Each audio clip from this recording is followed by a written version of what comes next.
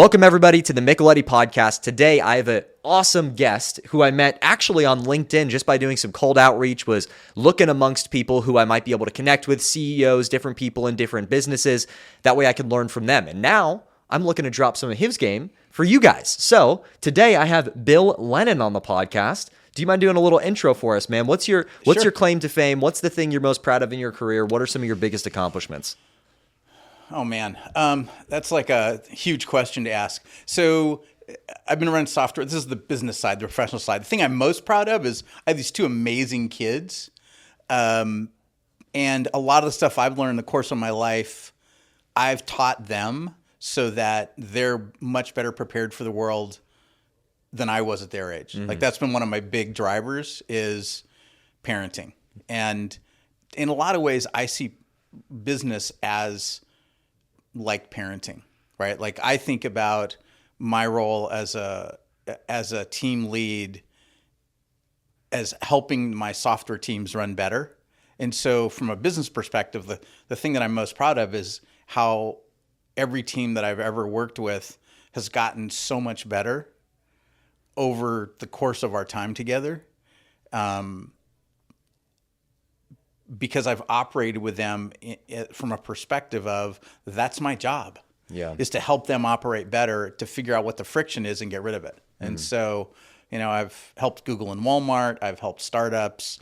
I've helped people who get going and have great careers who were high school dropouts. Wow. And I've worked with folks that are, PhDs at Stanford and all the jazz. Can you talk a little bit about what your company specifically does and dive into some of the people that you have helped to just go into a little bit? Yeah. So 40% better is what I'm doing today and what I expect to be doing for the future. This is leadership training for team leads, and it's taking the system that I developed running teams in Silicon Valley for the last 20 years, the system that I developed that really allowed my teams to operate better and better every day, to make it replicable so anybody else can do it. And it's reverse engineering down to what's the behavior that someone needs to have on a day-to-day, week-to-week, month-to-month basis to help their teams get incrementally better. And I use the Japanese Kaizen model of 1% better every day. So it's never like they have to make some huge, big change. Yeah. It's just little tiny pieces. And we have 5 pillars that we use to make this happen. Mental models, communication, understanding power dynamics, emotional resilience, and then habits. I remember the first time that we had a conversation. I mean, that thing could have been a podcast just based on all the game that you dropped there. But no, that's really powerful. I wanted to kind of dig deep into the leadership segment with you today because we're talking to young professionals out there, young entrepreneurs, people that are looking to accomplish some big things in their careers. And one of the most high leverage skills that you can have, in my opinion, is leadership. How can you lead a group of people to accomplish a common goal? And one of the things that hit with me and something you have a strong opinion about is when you were discussing mental models. So I'd love to hear about what you think some of the most powerful mental models are for leaders to have out there. So awesome question, and one that I've thought about a lot over the years. I think the single most important one is to recognize that your job as a team lead is to help everybody else on your team operate better. Like that's the leverage, right? It's having the mental framework of I'm a coach, I'm helping people operate better. I'm not just a delegator. I'm not just bossing people around, because no matter what you're doing, right? No matter where you work, if you have a team, their productivity, if you can level it up, is always going to be orders of magnitude more than your own. If you've got 5 people that work with you, they're going to be doing 500% as much output as you can do. Like you should just expect that. Yeah. Right. If you're amazing and it's only 400%, that's still 400% more than you can do. Right. And so if you can really switch your perspective to having everybody on your team be much more productive over time, then your whole team gets to be more productive, which has a bunch of ongoing benefits. Their careers all get advanced. They get to learn how to get to whatever their next level is. And on one hand, the company benefits from that productivity. And by the way, it makes the executives really happy. And so when I go to them and say, hey, I would like to spend money on blah, blah, blah for my team, they say yes, because they're really happy about what we're doing. Yeah, no, that's powerful. I especially like when you use the output example, because I just watched a video recently and this guy was describing how, no, not everybody has the same amount of time in a day. People that work a 9 to 5, they have 24 hours in a day. Somebody that is a manager of people, they have their own 24 hours plus the 24 hours of everybody that works for them, or however long they work. Then you have the owner of the entire business, who has multiple different franchises with multiple different managers with multiple different employees, and they have hundreds, if not thousands, of hours in the day because they have people that are trying to drive them towards the common purpose that they have described, that they have prescribed to their business, right? Yeah, yeah. And so helping all those operate better, how do you help everybody have more effective time? Yeah. And drive the business. Yeah. No, I think that's huge. I think that when we think about leadership, it's hard to get out of that delegation phase for a lot of people because we are always told delegate, delegate, delegate. But there's a proper way to delegate, right? Oh, yeah. Yeah. One of the things that I think is applicable in a lot of places is the agile software development, which is kind of the project management standard everybody in the software world uses, or almost everybody. And part of the delegation in that is people volunteer to take stuff they're going to work on, right? Like I would never say, hey, Trey, you have to do this thing. It'd be like, we got 5 things that the team needs to work on this week. Who wants to pick a thing?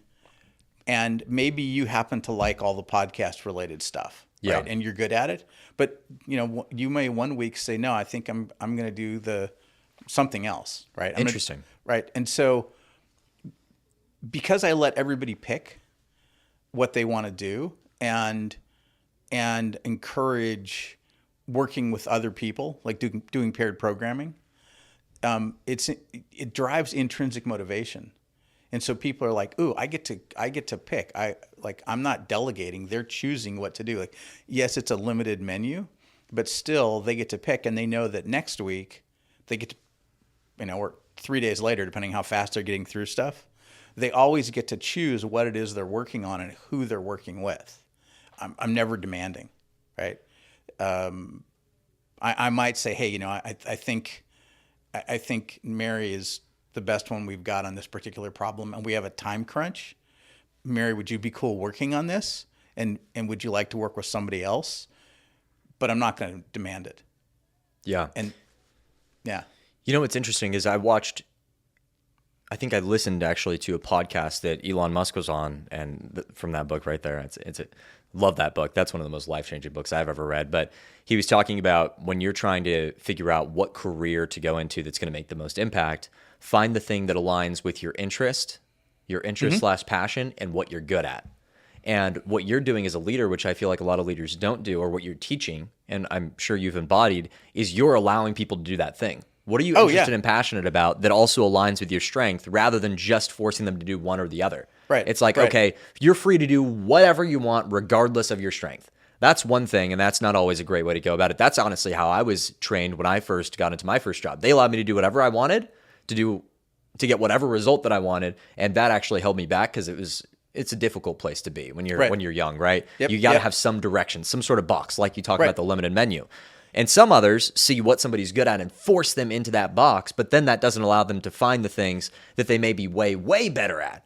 Right. Because they're not chasing after these passions and interests. And when you chase after your passions and interests, when you hit the hard times and when you hit the adversity, it's so much easier to break through that adversity. Exactly. So I really, really like that model that you're talking about with allowing people to find that middle ground between passion and interest and what they're good at. Yeah. Yeah. It works really well. And, along the way, people they'll discover something new. Yeah. That's, to your point from a minute ago, they're good at this thing right here. And I could say, hey, you should go do databases. But, because they're working with other people and they get to pick and choose, they may suddenly decide that they really like all the front end stuff. and they want to switch. And I've had people on my teams, say, hey, I want to switch my focus. And I'm like, okay, cool. What do you want to do? Great. No problem. How do we smoothly transition and have coverage? And I want my people to be intrinsically motivated. And because that's the most powerful thing you can do. Like, all entrepreneurs are intrinsically motivated.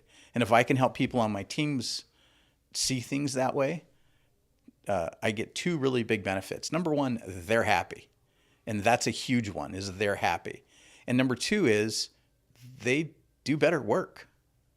And, so it's a win-win. I'm like, to me, it just seems like it has all the logic in the world. Yeah. I read something recently, and it was from Alex Hormozi, actually, and it was a post on his LinkedIn feed.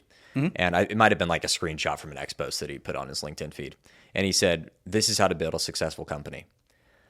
Find employees that you love. Find customers that your employees love.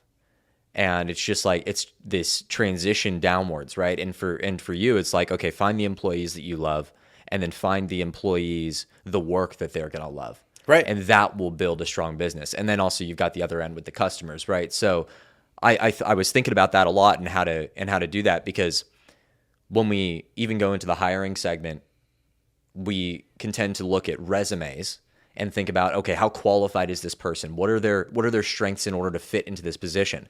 But what's interesting about your framework is it's not just about the strengths that they have, because you're allowing them to be malleable and fit in between different sort of tasks and structures. So it allows you to go more after, I would imagine, more after the intangibles of the person and who they are as an individual, rather than just purely based on the strengths. Is that right? It's so the thing that I want to know the most really is how well they struggle. Because what I've seen is that there's people that they have great resumes that looks amazing, and they have great references, but they can't struggle. And so when stuff gets hard, they're paralyzed. And I want people who can struggle well, because I want the team to be able to operate in challenging situations. Everybody, right? And if I've got one person who can't struggle, then it's a boat anchor, right? Everybody else, their productivity goes down, because we've got this extra piece of friction, right? And for me, a lot of times when I'm interviewing people, I'm asking them about, so tell me about a time you really had to struggle. Like, what's like this really sucked and you had to do it, right? And I want to hear their thought process and the skills they leveraged, and what are they doing for emotional resilience to survive, or oh, I've never had that happen because I'm so smart. And I'm like, okay, so that is it because you're so smart, or because you haven't taken the risk and trying to do anything exactly. that's challenging? Yeah, and I think it's they haven't taken the risk, because sooner or later, even no matter how smart you are, you're gonna run into struggle. It doesn't matter. Elon Musk has run into struggle a lot. I mean, yeah, that's an extreme example too. Right. I mean, imagine having two huge, massive companies. You have to choose between which one. Okay, I've $15-20 million. I can either choose to put all in on one, or I can choose to split it between both and have the potential for them both to die. It's that is a stressful situation that I don't hope that I never encounter it, because if I am encountering it, I mean, it's a good problem to have. You're doing good. That means that I'm doing something right? Yeah. But it's even hard to conceptualize that at this current moment, because when you're starting a business from scratch and you're not playing in the millions, you're playing in the thousands or tens of thousands. That, conceptually speaking, is just so much different. It's like, okay, you're playing with millions of dollars, hundreds of employees. That decision, I can imagine, would be unbelievably challenging. Right. Yeah. So it's just a whole different level. You can't jump levels like that in business. Alex Hormozi talks about, he knows how to build businesses at certain levels, but he doesn't know how to build $1 billion business, because he's never done it. Yeah. Right. And so what are the mental shifts? What are the perspectives? What are the scaling? Like, there's all these things that are going to change as you go up the levels, and Elon's at a level with that very few people are at, right? And most people would look at what he's doing in his decision process, and they don't understand it. It's impossible to. Yeah. It's just, you look at the richest man in the world, there's no way that you could truly fathom what it's like to be in that position, Right. what it's like to run those companies, what it's like to be under that amount of pressure, because no matter what he does, he's under the microscope always, no matter what he says and what he does. Same thing with Mark Zuckerberg, same thing with a lot of these people. The only person that isn't as much is someone like Jeff Bezos, who's not really in the public light though. He stays a little bit more laxed in the back end of things. Right. So, but Elon has built something pretty incredible that I think from even being in the public eye and receiving that criticism, I think it's going to allow him to go further than almost anybody else because he's leveraging that personal brand as well. But I'd love to bring it back to leadership for a second, because there's an interesting topic that we talked about during that first conversation that we had, and it's something that struck with me. And you dropped a line, something along the lines of, all leaders are working from a trust deficit. So I'd love to dig into that. Why do you think all leaders are working from a trust deficit, and how can they get out of that trust deficit? So that's a really good question, and it's not something I understood early in my career. It's one of those things where as you advance, you move up levels, and all of a sudden one day I was like, oh, trust. Okay, got it. Right. Like, there is none, and I got to build it. So the reason that employees don't trust is that, number one, they hear stories all the time. There's all kinds of negative stories about people getting screwed over by their boss, by the executives, whatever. There's like a bazillion stories that we all get. And so that gives us a frame of, oh, I shouldn't trust the people that I work for.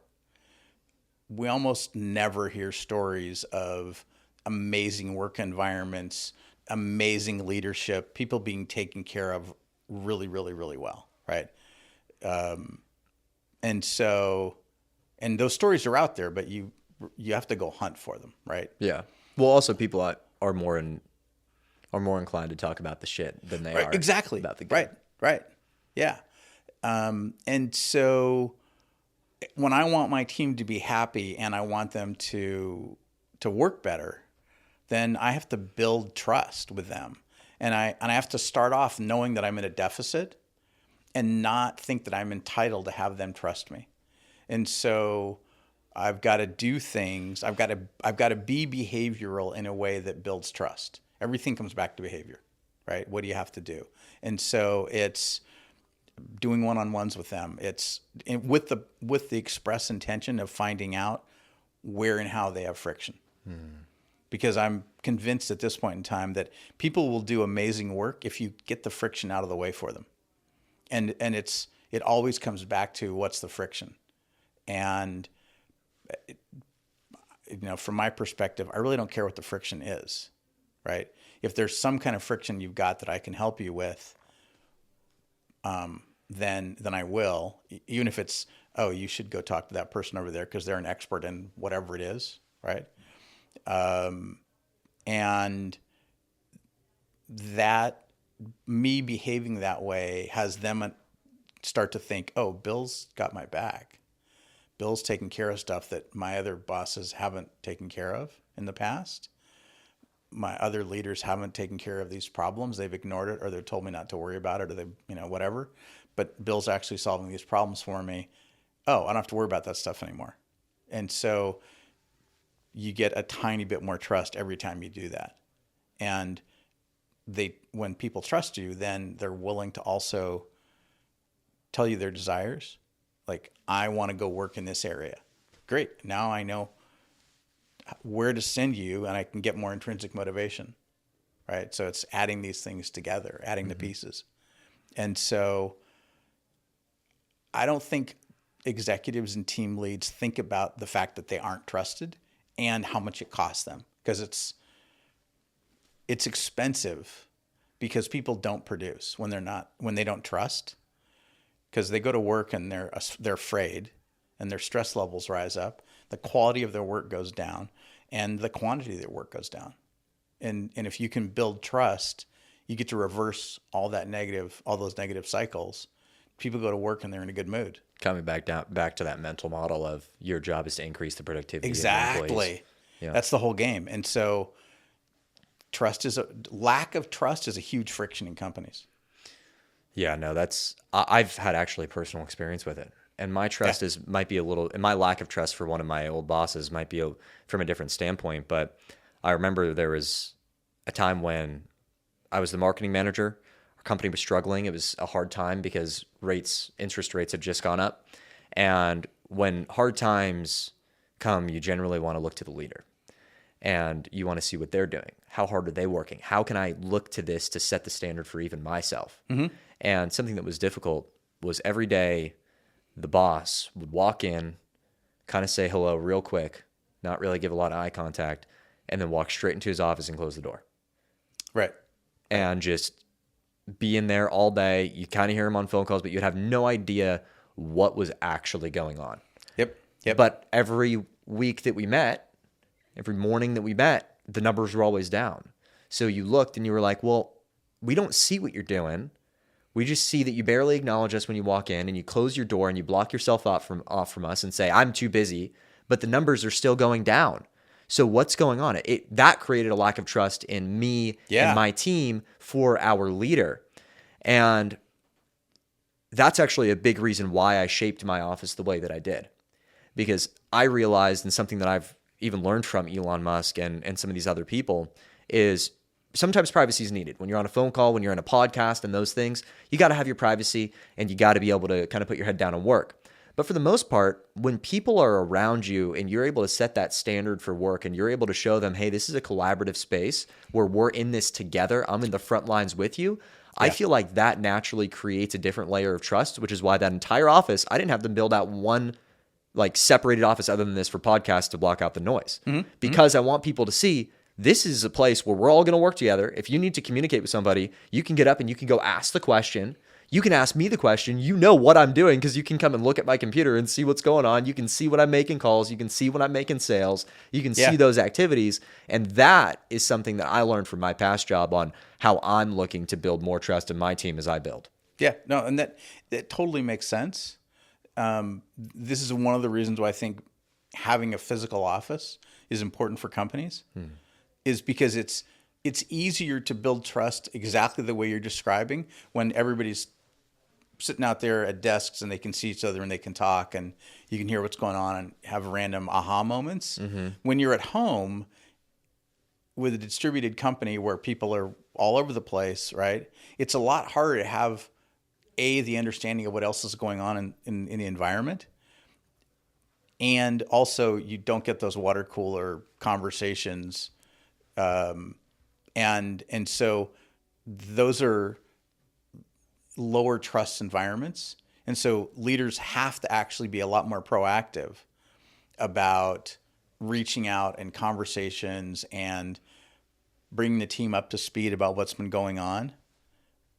That's a huge part of it. Well, let's dig into that portion of things a little bit, because not everybody has a business model where they can justify having an office space. Sure. They need to have people that are spread out across the country or even in different countries. So what are a few keys to building trust when you have a virtual team?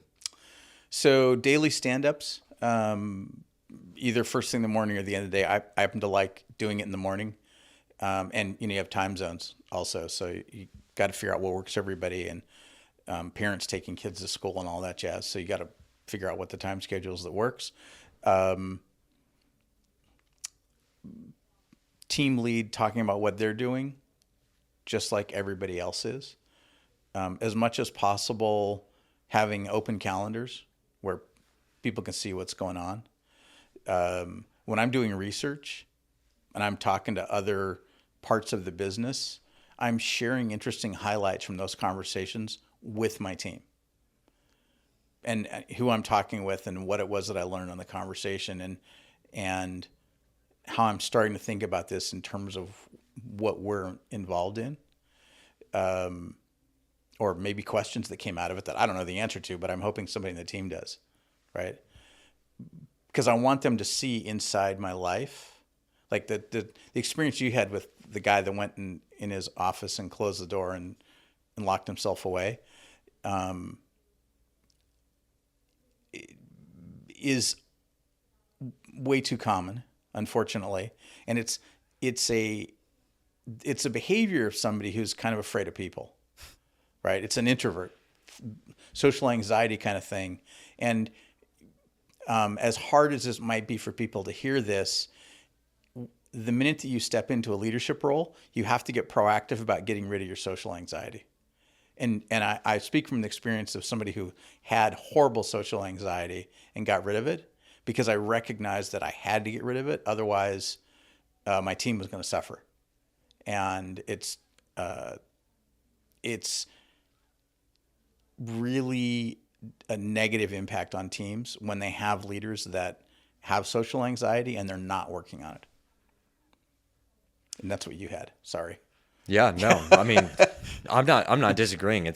I think it was a mixture of social anxiety and ego, because as you get to a certain level, and this is something I've heard a lot, where people say, well, I don't need to do that. I've already accomplished this. Why are you asking me to do that? And this is why I respect Gary Vee so much, actually. Right. Because he talks about how much he loves to be in the shit. Like, he's like, I need to get in the weeds. I need to post my own content. I need to write my own captions. I need to do this because no matter how much money I'm making, like, I'm going to stay there. Right. Because I need to understand what it's like. Right. And if I want to cultivate a team of people that want to stay with my company for 35, 40, 50 years, which is their entire career, then I have to make them feel like family. And if I'm always putting myself on a pedestal, then they don't feel like family. Yeah. Yeah. And there's like these barriers that you have to understand, because obviously you got to put barriers around your time. Look, I'm not going to be able to talk to you for an hour every single day. Right. That's not egotistical, though. That's just realistic because of how much you have on your plate. But taking the 15 minutes to talk to them once every 2 weeks and have a legit conversation, which is something that he does, and have a legit and he has thousands of employees, have a legit conversation about, hey, what's going on? What are you doing here? What are you doing there? Hey, because our company is struggling, I'm going to make some fucking cold calls. I'm going to do some unscalable shit because the mission is more important than my own personal time, than my own personal life satisfaction, because I'm the leader. I'm getting compensated better than any of you guys are. So why am I going to put myself high and mighty when in reality, all this stuff that you guys are doing is filling my pockets more than it is yours? So I think that mindset is something I respect a lot with Gary Vee. He takes the ego out of it. Right. He remains humble, and he gets into the shit when it's necessary. Right. How important do you feel like that is in leadership? Do you feel like that's something that needs to be embraced more in leadership? And how can people kind of embrace that if you do think that? So I think it's critically important that company leadership be willing to do anything, including taking out the trash. For multiple reasons. The first one is you lose sight of your customers when you're not willing to do the dirty work. And they're the ones that are paying you. And if you don't want to get paid anymore, then that's fine. But if you want to keep getting paid, then you really need to be willing to be in the weeds, like Gary says, because otherwise you're gonna lose track of what's going on. The other thing is that it takes away the barriers that come up between the executives and everybody else, or leadership and everybody else. And now back to trust. Right? If you're taking out the trash, just like me, then I'm going to trust you a lot more, because I'm like, oh, wait a minute. The boss doesn't think of themselves as above anybody because they're doing all the same dirty work. Yeah. And that's really powerful. It's like, early, I think for like the first decade of Amazon, Jeff Bezos and all the executives were working Black Friday and Christmas time, packing boxes to ship them out of the warehouses. Like, that was a company rule. Everybody did it. Didn't matter who you were. DoorDash does something similar where they have everybody that's in the office at the headquarters once a month has to go out and deliver meals. Nice. They have to go pick them up and they have to deliver them, and they have to do it for, I don't know how many they have to do, but they have to actually go experience what it's like to work for themselves. Yeah. And so, the executives that are doing that kind of stuff, the leaders that are doing that kind of thing, they understand what it's like. Right. And yes, it's unscalable on one axis, but the other axis is it's massively scalable because you're learning stuff that you will never know if you're not out there in front. Yep. And the not learning and expecting somehow magically somebody else is going to learn it and they're going to give you the knowledge that kills companies. Yeah. And it's not to say that you can't hire smart people that know how to do things, but when you also have an understanding of how the things work, then there's always going to be a gap in knowledge for somebody. So this person could be an absolute expert in what they do. But as a leader, I think it's important to always continue to learn the ins and outs of your company so you can help people and you can help fill the gaps when necessary. And it's something, don't mean to keep bringing it back to Elon, but something that's interesting about just kind of his story as he built his companies after reading his biography is he would go down on the factory lines and help find inefficiencies and be like, well, why don't you just do it this way? And then he would do it to test it and he'd be like, that's how you do it. Right. He would find because it's important, because those, like coming back to your previous point, doing the small things is important because that's what leads to the big things. Right. It's like the atomic habit approach. Like it's the habits that build the overall goal. It's the habits that build that success. Right. But if you're so far removed from those activities and you don't push yourself to learn and grow with your team and understand them, then how are you going to continue to strive for success? You're just going to be limited based on the people that you can hire. And then is the company really yours? Right. I don't know. Right. Yeah. There's losing track of the marketplace is what kills companies. Doesn't matter what, like whether it's a car company or a software company or, you know, a TV show, whatever. Right. And being willing to do the dirty work is what keeps you engaged and understanding your marketplace, your audience, you know? Yeah. Well, let's talk about what are some indicators that make a bad leader, someone that isn't a good leader. When you look at somebody and you're analyzing their decision-making, when you're looking at them and you're trying to decide, all right, on a scale of 1 to 10, how good of a leader is this person? What are some of the top indicators that that person isn't meeting the criteria for a quote-unquote good leader? It's in no particular order. They're not working on helping their team advance their careers. That's a big one. People want to advance their careers, and if you're not helping them do that, then you're not taking care of your people. And can you define advanced career? Because I think this is an interesting point that even Gary has talked about. Some people want the 9-to-5 lifestyle where they're able to do X, Y, and Z. Some people care more about title. Some people care more about money. So can you define what you mean by advanced career? To Gary's point, it's really always having the possibility of them doing stuff. Like some people come out and tell you, right? They're like, I want to get really good at whatever, right? Okay, great, awesome. Let's set you up for that. Other ones are like, for right now, I think I'm good doing what I'm doing right now. Okay, cool. When that changes, tell me, right? And every time we have a one-on-one, one of the questions is, are you still having fun doing what you're doing? Does anything look like it might be more fun, more challenging, more interesting?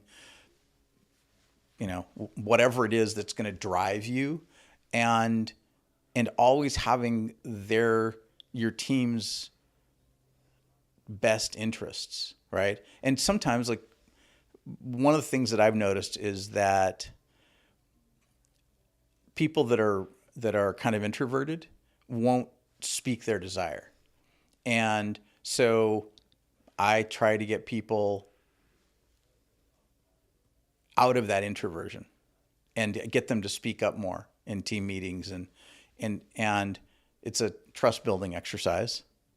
And what I've found is that as time goes on and they trust me more, they'll start to talk about, oh, I think I'd like to whatever, right? Oh, awesome. Great. Once again, coming back down to trust. Trust. It comes back to trust, yeah.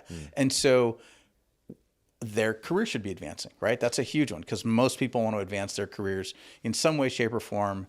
They don't want to feel like they're being held down at a particular level, right? So I want them to always know whatever they want to do, I'm happy to help make that happen. Even if you decide you want to go to another company, like I really don't care what it is.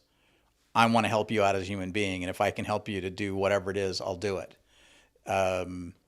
That's one. One of them is team leads going and asking for and getting stuff for their teams from the executives. So going and getting funding for training or new equipment or better software for whatever they're doing, or desks, or like whatever it is, right? Hotel accommodations for when they work late at night. So if a leader isn't doing that, they're probably not. Yeah, if they're not doing that, they're not taking care of their people. If you're not doing things as a team lead that scare you, then you're not taking care of your people. You're not pushing. You're staying within the safety box, and sooner or later, that means that you're going to start doing things that will destroy trust. Hey, I think it's interesting because also to that point, it's about setting a standard also. Yeah. If you want to build a high-performance teams need to be willing to take risks and think outside the box and get innovative, not just follow a checklist, because then I can hire an AI bot to do what you do. Right. Like the benefit of having people is that they are able to problem solve and get outside the box. But if you're not yourself going out and taking risks and doing those activities, and then coming back to your point earlier, reporting back on it, and having collaboration with them on it, then I think it's a huge missed opportunity. Yesterday, I'll give you an example of something that Caitlin and I did. Yesterday, Caitlin and I signed up for this young person's networking event. It's young professionals networking event from the Chamber of Commerce. And it was actually at a restaurant right down the street. We drove over there, we parked, we started walking by, and when we walked by, there was a party going out in the front, and there was a lot of different chairs and tables set out, and it was more of like a private party type of setting, and we thought that was the young professionals event. So we kind of gave each other a look, and we walked right past, because we were looking at kind of mingle and network, not sit down at a table and get this intimate with people. We walked right past, and we literally walked around the block and got to the car, and I looked at her and I said, we can't do that.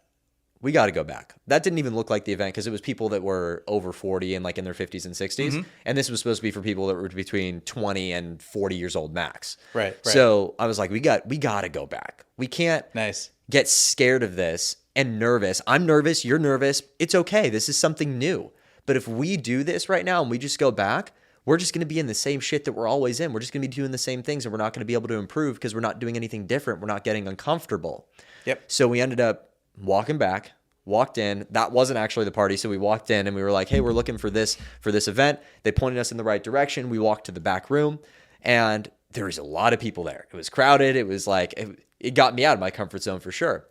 And stood there for a little bit, kind of awkward, when you're in a place where you know nobody.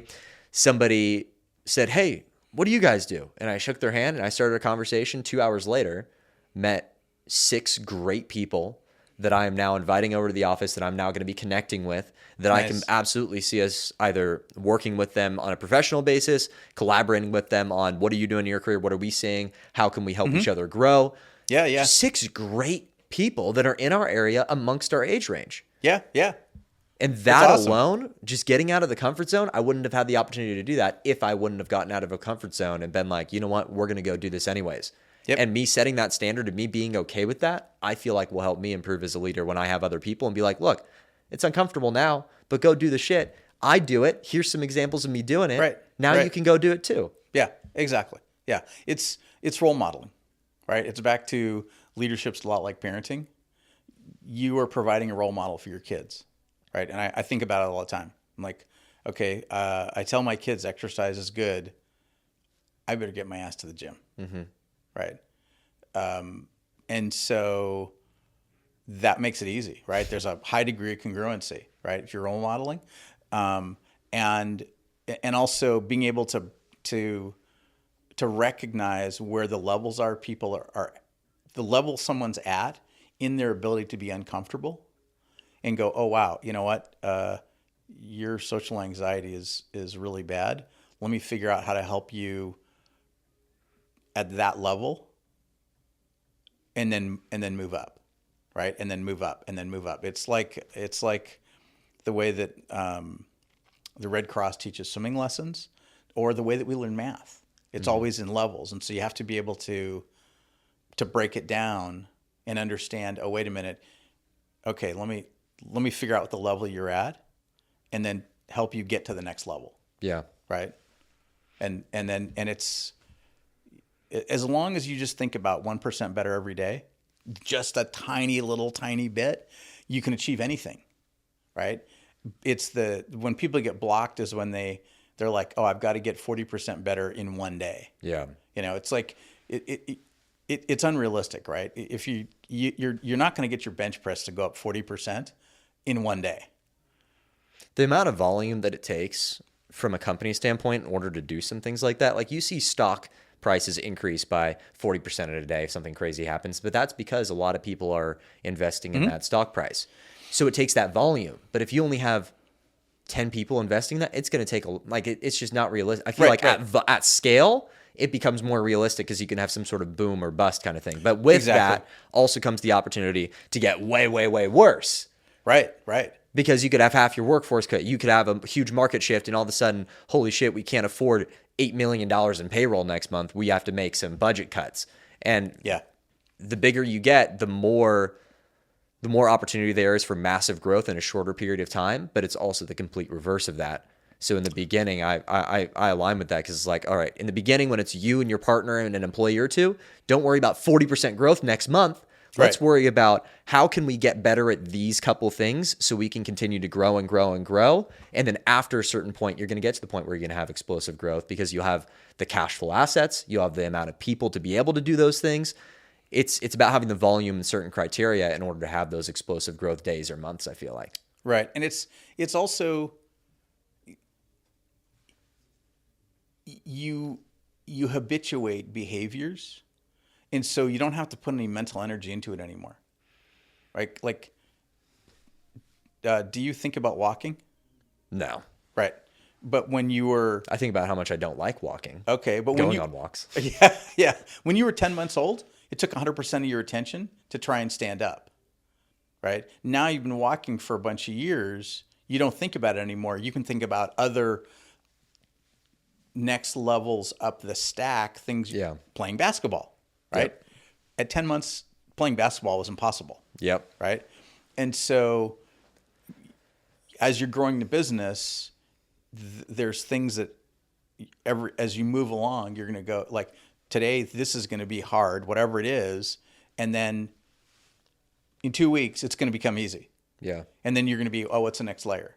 Right? And I always think about that. Like, yeah, this thing's uncomfortable today and it's hard, but that's because I've only done it twice. And after I do this 12 times in a week, I'm going to forget about it being a challenge and it's going to be automated. And I can then start putting my energy into something else that's the next level up. Yeah. No, that's powerful. That's powerful. I like it a lot. Are there any other keys or not keys, but things that you look for to understand whether someone's a bad leader or not? So let's go from the top. What were the three things that you said? I know one of them was, are they investing back in their team? Career advancement. You've got to be helping people advance their careers, right? Number one. You've got to be going and getting approval of investment for things to help the team, right? And you've got to be getting emotionally uncomfortable. There you go. You've got to be going to do things that scare you.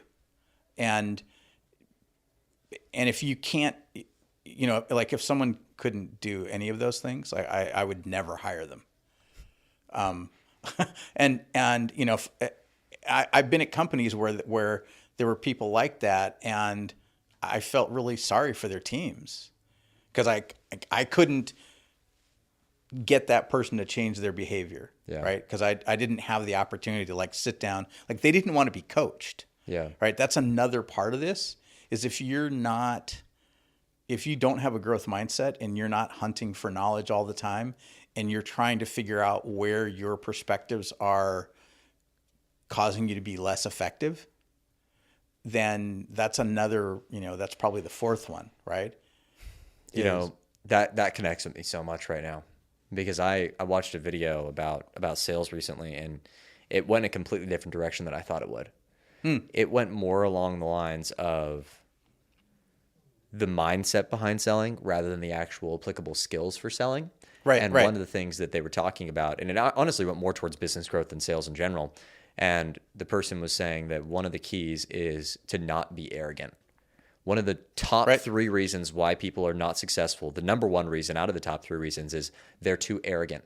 they think to themselves, I know best. Well, if you know best, then why haven't you accomplished X goal? Right. So how are you going to tell this person that's worth millions of dollars, has built a huge business, has the life that you want, and they're going to say, this is exactly what you need to do, X, Y, and Z, A, B, C, 1, 2, 3. Here's the step by step. And then you're going to say, well, I'm going to do it my way. Right. I don't think that doesn't fit for me. What? That doesn't make sense. You don't know.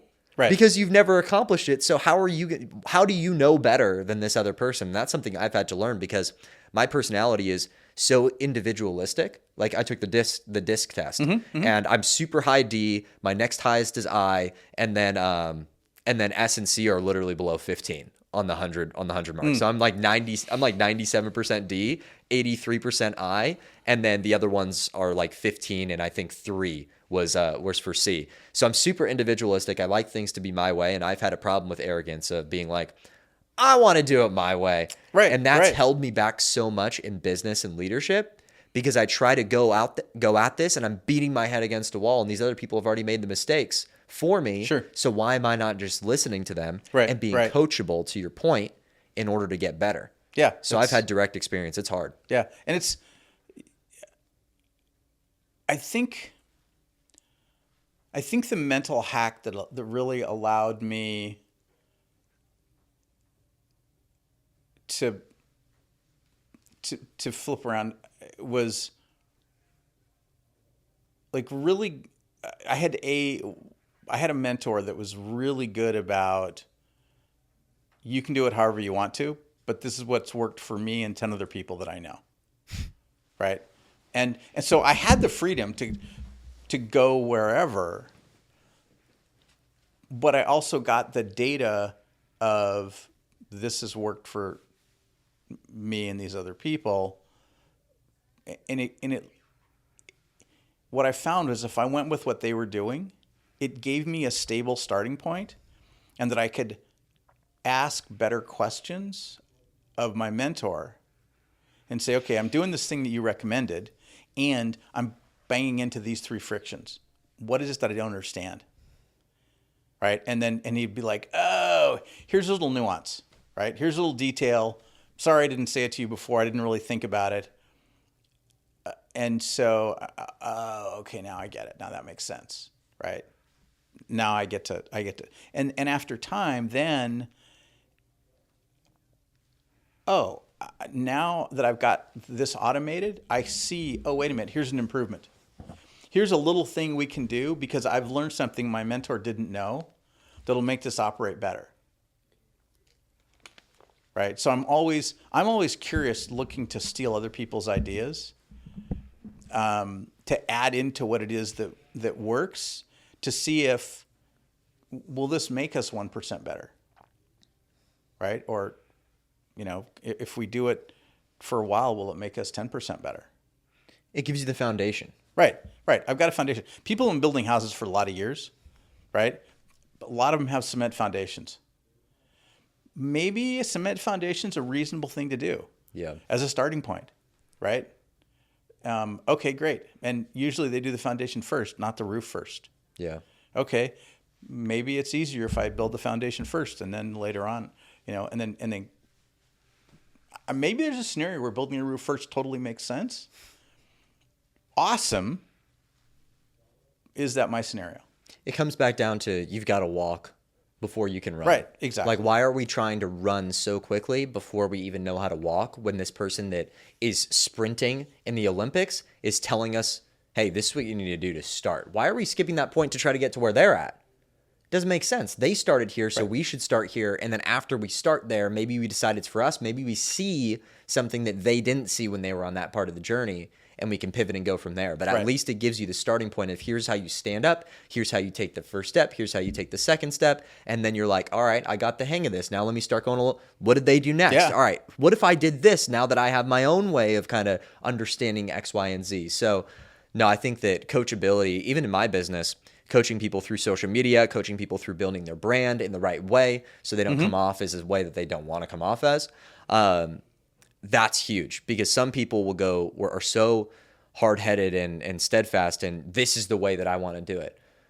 Do you understand that I spend hours a day on social media analyzing different people's brands, the impacts of how this language leads to this, and how you trying this method will lead to this result? And it's like, why don't you just start here? Let's go from there. And then after you understand the fundamentals of how things work and it starts to click, some of the pieces really start to click. Now let's figure out how can we make this a unique process for you and fit within your personality, your brand, your schedule, and things of that nature. But you got to start from somewhere, right? Exactly. Yeah. And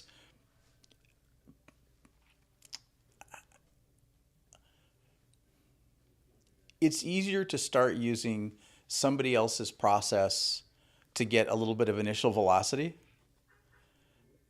And also it gives you a comparison, right? You're like, oh, okay, like I'm following this process that they've been doing it. And then you can figure out when and where and how you want to freestyle once you've understood once you get the basics kind of operating. I think part of it is that people want the success. It's the people want the view, but not the climb. Yeah. Instant gratification. Instant gratification. Of today's society. And for me, it's all about falling in love with the process.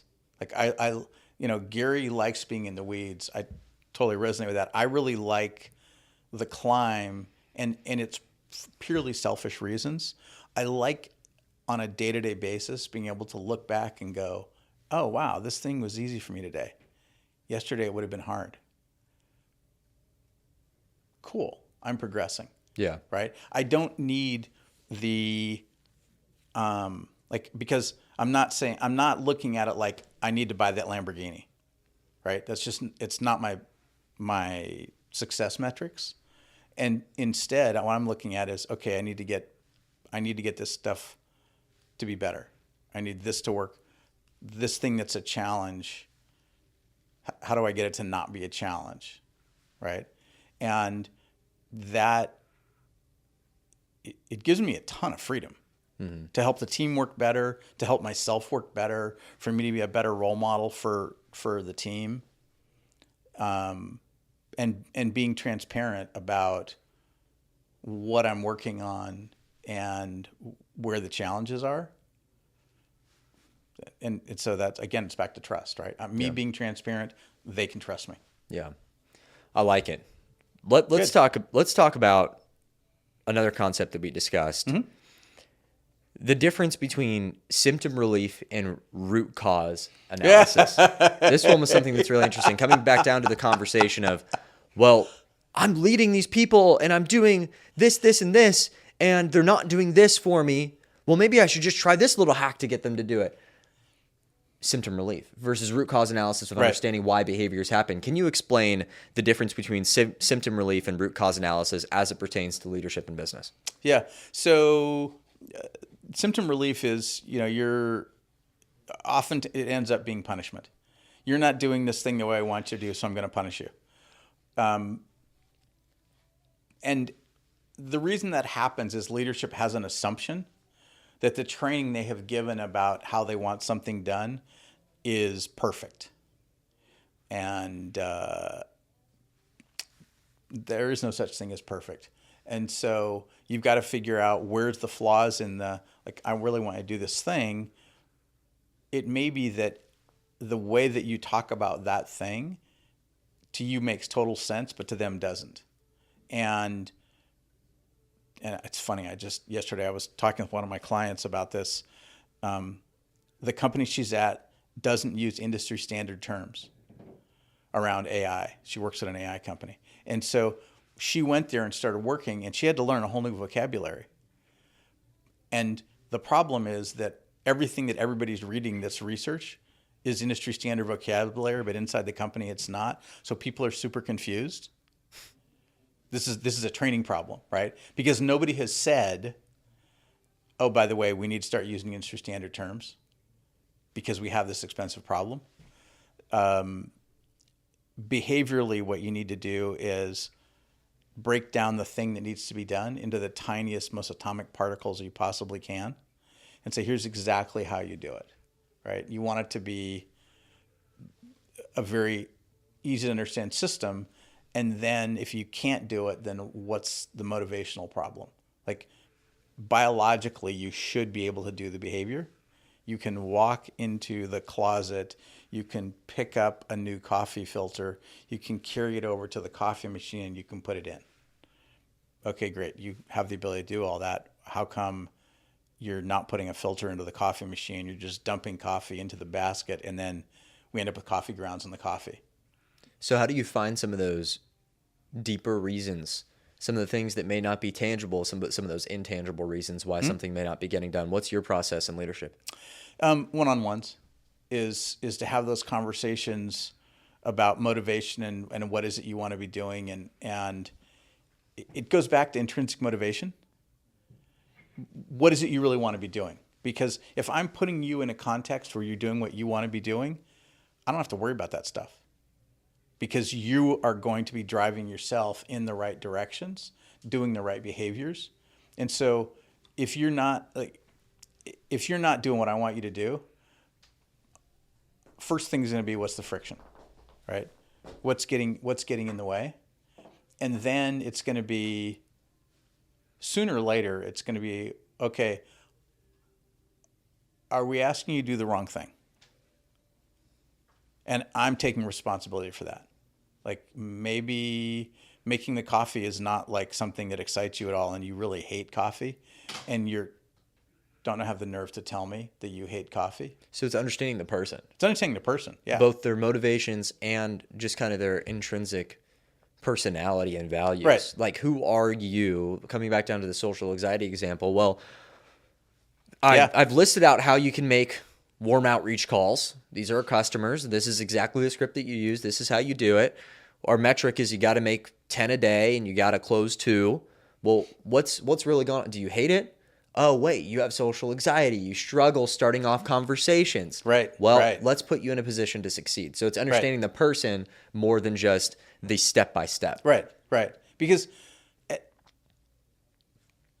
99 out of 100 times, if you put somebody in a context where they're feeling comfortable and it's something they're excited about doing, they're going to be successful. Mm-hmm.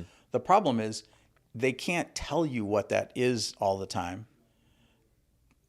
They might not know themselves, number one, and they might be afraid to say, wow, you know what? I hate making coffee.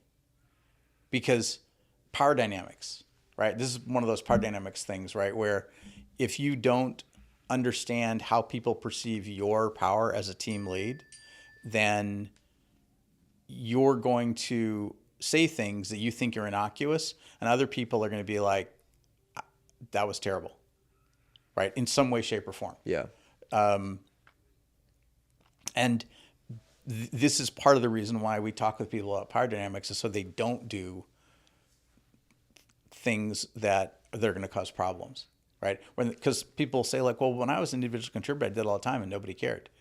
But you're not an individual contributor anymore. Yeah. Now, and so now the game is different, right? So you have to operate from a different perspective. I have twice fired people after months of coaching because I couldn't figure out the lever to get them to operate better. And they wouldn't open up to me about what was going on. And finally, I was like, okay, this is not the company for you. Like, I'm really sorry, because I'm the one that hired you. Well, that's the interesting point, because we've talked about coachability. We've talked about always doing what's good for your employees first. But how do you know when you've reached that breaking point of, well, I feel like I've done everything that I can. I'm beating my head against the wall. Is it a problem with me or is it a problem with them? And how do you know when it's time to move on? I wish I had a formula for that, because then I could figure out how to make it operate faster and maybe even catch it in the interview process. I think I probably err on the side of coaching way longer than I should, because I'm really trying to figure out what's going on inside their head. Mm-hmm. And why is this not working when I've got 5 other people that are doing basically the same thing and it's working fine, and you don't want to make coffee, and we work at Starbucks? Like, I don't get it, right? Yeah. And I should realistically, I should probably pull the trigger sooner. But the flip side to it is usually I figure out what it is you want to be doing. Like I get you to act, the other person to actually be vulnerable and go, this blah, blah, blah. It's just, I really wish I was doing that thing over there. Okay, great. Let's move you to doing that thing. And I don't care what it is. I moved a guy from being a software engineer to being in sales. So how were you always able to make that decision? Because if you take a software engineer where you need 3 software engineers, but you've only got 3, and he says, I want to be in sales, how do you make sure that they're still doing the things they need to do in that transition of, all right, we want to move you here, but it's going to take X amount of time? Or how do you make those hard decisions? Because I would imagine that it's not always super easy. Like there's going to be hard decisions that need to be made and sacrifices that need to be made, right? So one of my mental models is that it's only hard because because I haven't done it enough, right? It's only hard because I've never done it before, or it's only hard because I've only done it 3 times. But that some number of reps is going to be easy. It's like walking, right? Okay. The first step's hard. The 7 millionth step, not so much, right? And so that allows me to not have as much pressure on myself. So I'm like, of course it's hard. I've never done this before. Or this is only my 2nd time, right? Like I know that that's the process. And then it's, okay, so what is it you're doing? Can the rest of the team, it's not going to be one day you're here and the next day you're gone, right? We're going to have to figure out a way to do a smooth transition. I'm going to work with the other team lead to figure out how to make it work for them and how long a time window I've got to transition you out and get all your work distributed. But also I got to go hire somebody else, right? So I got to go that whole process has to happen. So it's not just like a snap the fingers, pull the trigger. Now it's time. All right, tomorrow you're in sales. You're going to be best salesman in the world. You're going to be going into all that stuff. No, it's setting the right expectations, making sure that you're communicating with the right people, and being, believe it or not, professional about the way that you go about it, which is something that small business owners might miss sometimes, where it's like, all right, let's just move, rather than really taking the time to take a step back and being like, how can we professionally do this to make it the smoothest transition for everybody that's involved? Right. And when you're letting somebody go, you might want to accelerate that time frame, just because you don't want them at the office. It's like cutting out a cancer. You don't want it in your body any longer than it has to. Right. So I'm going to pay you for the next 2 weeks. I don't expect you to be in the office. Right. We've already had conversations. We've already talked about this a bunch. We've already been trying to help you with this. Clearly, whatever it is that we're doing is not working well enough. And I'm really sorry. Like I'm bummed that I can't make this work. But I also recognize I'm responsible for a lot more than just you. Yeah. Right. That's a good fucking statement right there. Yeah. 'Cause that's something that I struggle with sometimes, where it's like, okay, you get so locked in on these couple people. Right. And then it takes up all your time, and then you neglect all these other people. And it's like, wait, my job as a leader is not just you two. I'm not a babysitter. I'm a leader of an organization. Yep. And as much as I want to pour into you, I need some reciprocity. Like I need you to work with me and understand the value of my time as I try to help you and others as well. Right. Exactly. So setting proper expectations. Yeah. And it's, how much and what kind of attention do people in your team need? Yeah. To feel that they're getting enough attention from you as a team lead. Because people, they want attention. Right? It's like kids want attention from their parents. Yep. Right? And so you got to be able to figure out, okay, what's that look like? Pardon me one sec while I mute this. And you want to be able to figure out over the length of the relationship, right, how that's going to change. Because some people early on, they're going to be, again, power dynamics, they might be afraid of one-on-ones and really uncomfortable about it. Okay, so I'm going to work on making you comfortable and relaxed in one-on-ones, and having this conversation just get to be easier over time. I'm not going to try and rush it, And I'm going to try and figure out, okay, are you one of the people that wants to be pulled into all the design meetings? Or are you somebody that I really want in the design meetings? Because you might be a shy introvert, but oh my God, you're smart. I have an interesting question because all the stuff you're laying out is so solid and it's great leadership advice. Thank you. How do you balance thinking about other people all the time while also getting the stuff that you need to get done as an entrepreneur? Because leadership is unbelievably important, but when you're an entrepreneur, you've got leadership, then you've got finance, and you've got marketing, then you've got sales, and you've got all these things. So how do you maintain a proper balance between leading your team with that level of efficiency and with that level of care while also operating your business and growing it? I don't imagine there's a perfect formula. Yeah. But what are your kind of thought processes as you do it for yourself and amongst the people that you've talked to? How have you seen it be successful? So one is having people on the team that, again, are intrinsically motivated. Like they want to be doing stuff, right? They want to be building whatever it happens to be, right? I'm setting them up for success by putting them in a place where they get paid to do stuff they want to be doing. Yeah. Right? That makes life much, much easier. All the conversations get to be easier, right? So it starts with the people. Yeah. Bringing the right people in. Yeah. It's the right people in the right roles, and also letting them know that even if you don't want to change, the freedom is there, right? The freedom is always there if you want to modify, change, adapt, whatever your role. Like, I'm totally cool with that. People rarely take me up on that. But just the fact that it's out there, they're like, oh, that's awesome, right? Thank you. I appreciate knowing that that's a possibility. It's like when people give unlimited PTO.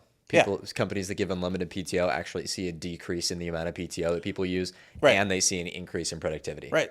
So it's just because it's there. Yeah, just because it's there, it's total win. I'm also, I don't like meetings. I don't like meetings just to have meetings, because I know that I only have so much time in the day, and I know that almost everybody, after some amount of focused work time, the quality starts to fall off a cliff. Yeah. And I want the quality more than I want the quantity. And if it turns out that you're a freaking genius for 3 hours a day, and I can tap those 3 hours and get your genius, and the other 5 you're only kind of like halfway there, I might not even want the other 5, because the value of that genius may be so high that really all I care about is that. And the rest of the day, I don't care what you're doing. Right? It's interesting. Yeah, it's I borrowed this idea from oh man, what's the guy's name? Jason Fried. He wrote a book called Rework. REWORK. He's one of the leaders at 37 Signals. They're a privately held CRM and scheduling, I think out of Chicago. But he's all about quality. He wants people that are in flow, high quality work, and then go do something else, right? And I want the quality. And in software development, I want the quality. Like, I don't want 5 hours of bad code. Yeah. Like, that's because then it takes an additional 5 hours to get rid of the bad code, I'd imagine. And sometimes it's like someone puts a bug into the system, doesn't show up for 3 weeks because you don't do whatever it is to have that break, right? And so then it's, okay, great, we have a bug, here's what's going on. How do we reverse it? It's just time. Yeah. Right? I don't want to lose it. I don't want what in my head is wasted time, because you're not doing the quality stuff, right? You know what it makes me think of is, if you understand when and tell me if I'm wrong on this, take the time to understand when you're at your most efficient. Mm-hmm. And then with the times when you're not at your most efficient, spend the time making your most efficient even more efficient and better during that time. So it's like if you know that you work 8 hours and you're productive, very productive for 4, spend those 4, maybe it's 12 to 4, maybe it's 8 to 12, maybe it's 6 to 10. Spend those hours on the most deep work that you can, and then the additional 4 hours researching and learning and figuring out, okay, how can I get better? Because that takes less mental bandwidth. But then the next day when you utilize those 4 hours, you would have learned some things. You would have taken some notes on how to make that 4 hours even more worthwhile. Exactly. Yeah. Yeah. It's what's your optimization strategy? Interesting. And I'm a huge fan of operating in flow as much as possible. And so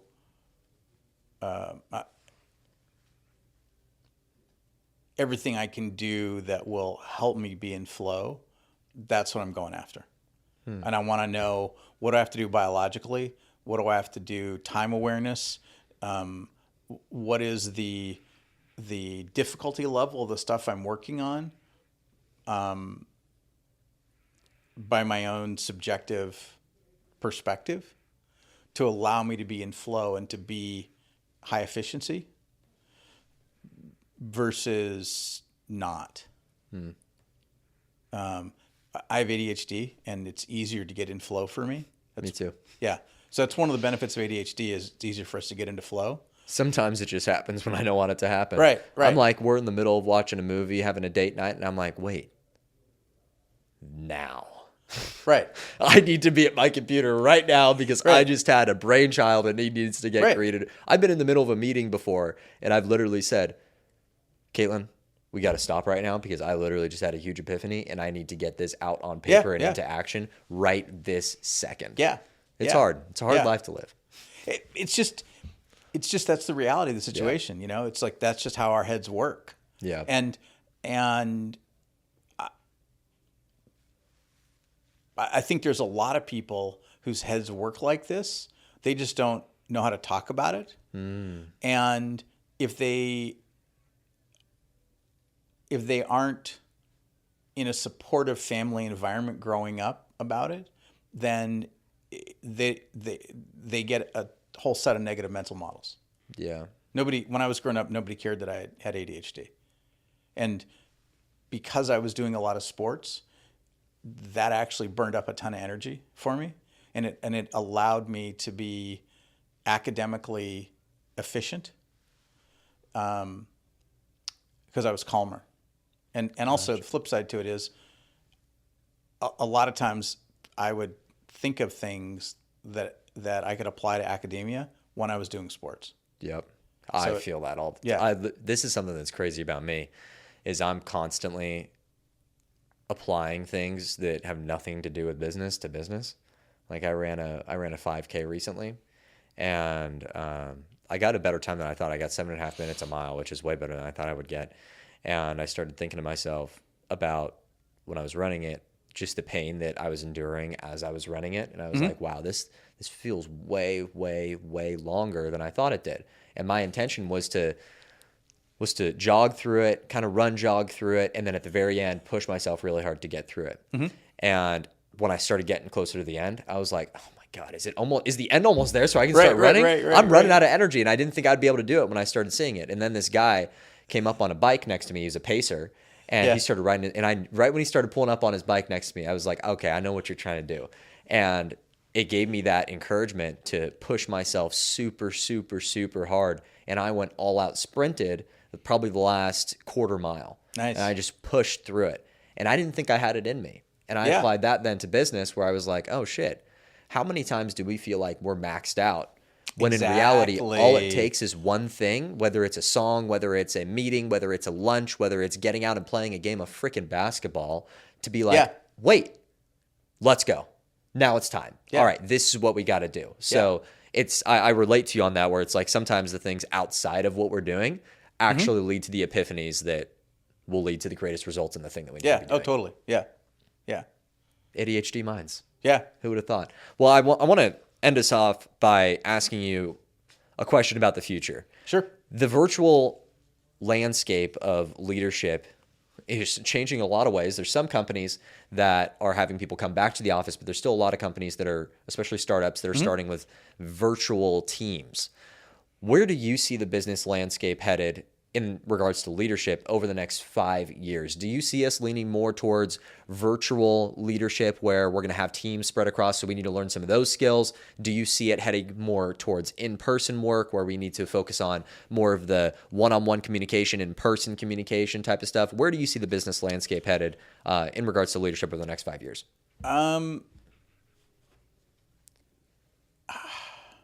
So the fundamentals are the same whether you're all in the same office or you're spread around the globe. Okay. Right? It's the same fundamental set of problems that you need to solve. It's easier when everybody's in the same office because, I can just walk over to your desk and go, you got 5 minutes? I got a question because I'm working on this thing and I'm kind of stuck and I want your thoughts, right? Yeah, I can ping somebody on Slack or message or, whatever. But if I can see you and you're like kind of staring off the ceiling or whatever, like you're not madly pounding on the keys, then I've got a clue as to immediacy and I get that problem solved right away. And communication works better in physical space than it does when you're virtual. When it's going over the wireless internet. Yeah. And so leaders are going to have to be more intentional about what they're doing with virtual teams. That's always the case. There's no, okay, you don't want to be, well, then your team's going to suck. I mean, I'm sorry, that's the reality. Yeah. Right. And I'm hoping, the whole game of what we're doing with 40BB is to get first level team leads and executives to recognize everything that's possible with helping their teams operate better. From, productivity perspective, you don't have to hire as many people perspective, you get projects out the door faster and everybody's mental health gets better. There's a lot of people who recognize the problems. People are trying to figure out how to solve the problem. We seem to have kind of leapfrogged what everybody is doing because we learned a different set of things and we were able to assemble them differently. And so, that's the whole mission-driven side of what we're doing is get people to not have sucky experiences at work. That's powerful. Yeah. It reminds me a lot of Simon Sinek, actually. Do you know who that is? Oh, yeah, totally. Yeah, it reminds me of him. He wants people to, his whole mission is he wants everybody in the world to enjoy the work that they do. Right. And be excited to come I to work. love Simon Sinek's philosophical perspective. When he first came out with Leaders Eat Last, I was like, this is going to solve all my problems. Philosophical perspective is awesome, but you have to get to what do you do behaviorally. Yeah. What is it you're doing that actually makes that thing happen? Theory versus practicality are two very different things. Yeah. And I found lots and lots and lots of theory, but I didn't find any practicality. And, for me, it's all about, I want the pragmatic practicality. Like, what is a thing that you're going to do every day, every week, every month, every quarter, that's going to help your people move forward? I work in the reverse of probably what most people might, or maybe I'm wrong in that statement, but I feel like I build theories based on practicality. Like I know the things that work, and then I build my theory based on that about something even larger. I'm like, all right, here are the things that I know to be true. Yeah. Now, based on those, what if we tied all these things together to accomplish this big overall thing? Right. Where most people might work backwards from theory and be like, all right, how do we prove this to be true? All right, these things. So, no, I'm with you. That's why I lean towards books that talk a lot more about here's exactly what you need to do with this thing, rather than things that kind of beat around the bush and are like, all right, here's the big overall. Like, cool, but I've already heard this before and I need to know how to accomplish it now. Right. How do I get there? Yeah. Right. It's like when I was really struggling with social anxiety, there was lots of books that talked about the value of networking and how important networking was and how everybody should be doing a lot more networking. Yeah. And I was like, great, but I'm terrified of people. How do I start? Yeah. Well, it takes really good educators to be able to give that breakdown. It takes people that are masters at their craft. And I think that just goes to show how little people are actually, there's a reason that they call them the 1%. It's 1 out of every 100 people. Like, masters of their craft are hard to come by, especially when it's things that are widespread issues, which is why I respect Alex Ramosi so much as well, because he really digs deep into understanding business practices and understanding the fundamentals of how they work, which is why his books are so damn good. Like, he gives the step-by-step. It's still hard to do it. I mean, it's not just like, all right, plug exactly what he says in and it's going to work for you. Life is more complex than that, but it gives you the general framework of, all right, plug in these things. Here's the blank spaces. I need to plug in my stuff here. But he's an expert at what he's done. He's been doing it for the past 10 years, so it makes sense as to why he's able to do it. To end us off, why don't you tell us where we can find you, who you're looking to help and serve, and do a little pitch for us. I'd love to help anybody out there. Yeah. So we're trying to make work not suck. So that's kind of the high level, 20,000 foot view perspective. But really the people we're looking to work with are software teams.